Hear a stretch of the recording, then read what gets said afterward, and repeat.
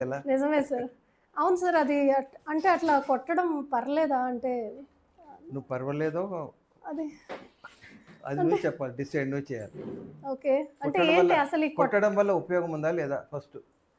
అదే ఉంది sir. But అంటే దీనివల్ల ఏమన్నా యెస్. ఆక్యుప్రెషర్ అది.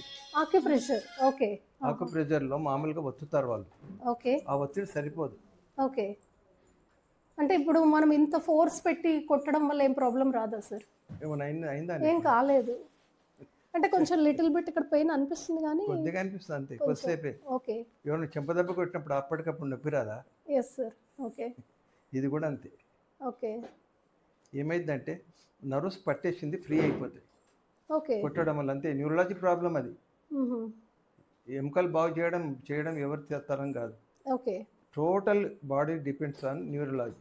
హుహు. నరం మీద ఆధారపడి ఉంటుంది. ఓకే. ఇప్పుడు మామూలుగా స్కెలిటన్ చూసినప్పుడు అన్ని ఎముకలే ఉంటాయి కదా!